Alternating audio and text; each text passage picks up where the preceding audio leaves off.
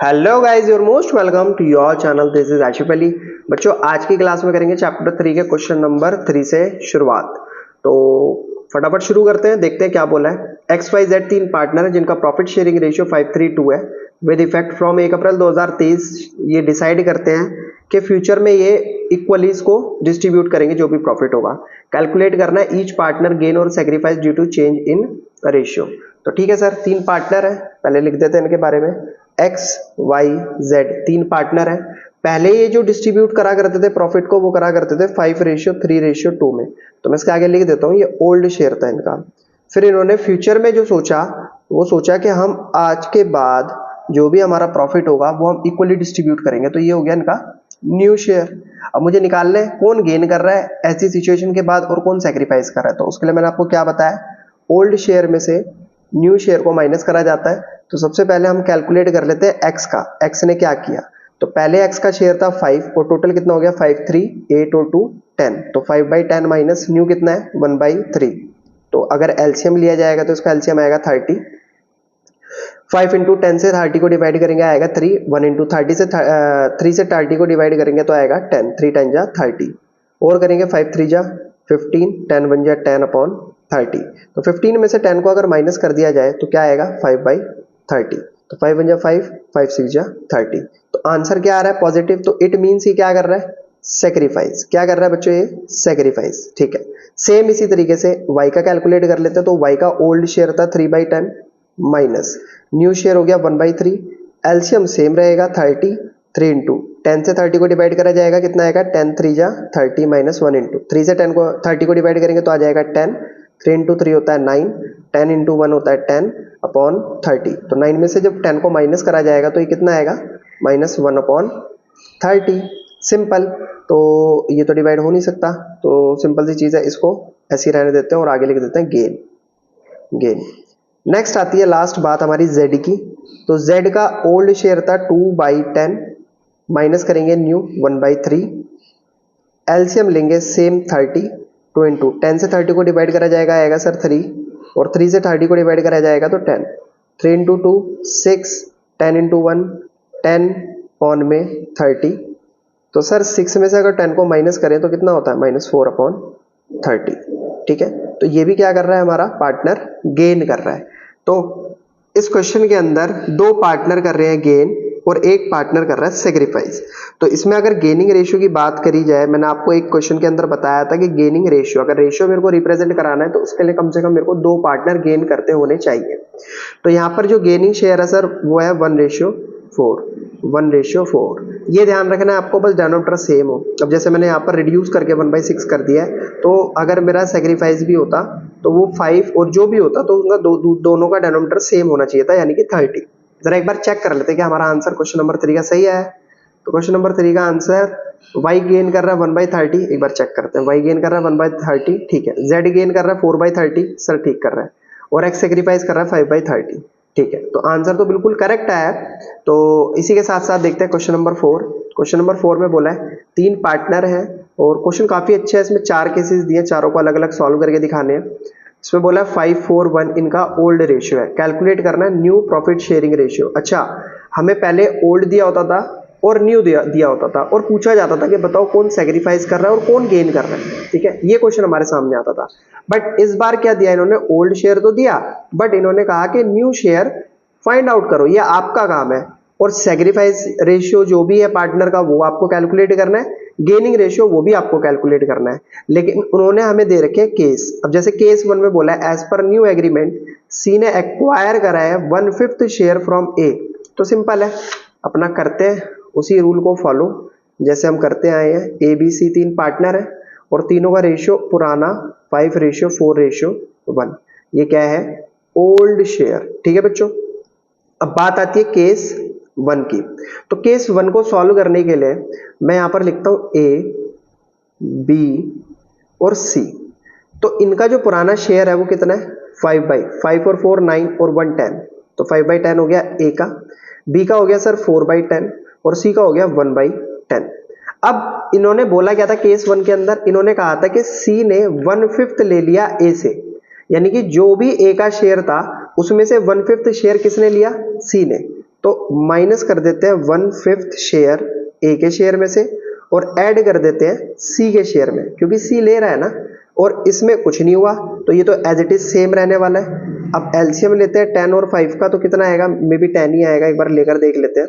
तो 2 5 जा 10, 5 तो एज इट इज रहेगा 5, तो 10 ही आया सर, 10 लिखा नीचे। 5 इंटू 10 से करेंगे 10 को डिवाइड तो 1, और 5 से करेंगे 10 को डिवाइड तो 2, तो 5 बन जा होता है 5, 2 बन जा होता है 2 अपॉन 10, तो ये कितना हो गया -3/10।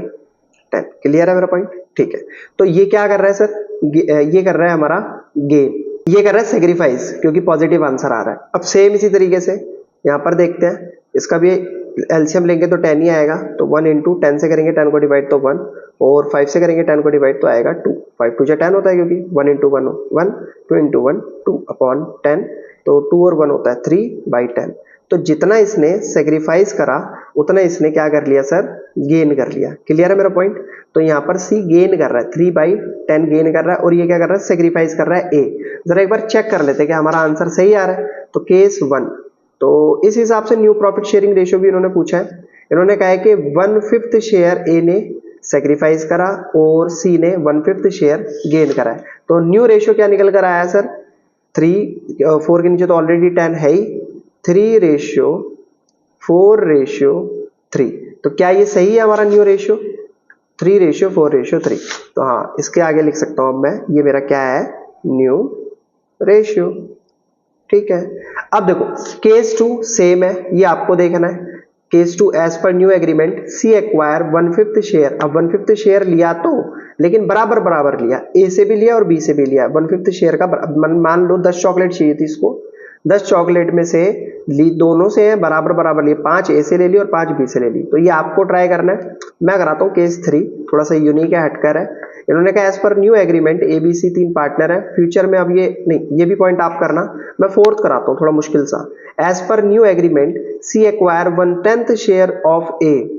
अब यहाँ देखो मजेदार बात क्या है, इन्होंने ये कहा कि जो भी ए का शेयर है उसका 1/10 शेयर सी ने लिया है। ठीक है बच्चों, तो यहाँ मैंने लाइन ड्रॉ कर दिया। नया आगे केस 4 करेंगे, सीधा केस 4। तो पार्टनर कितने हैं, 3 ए बी सी।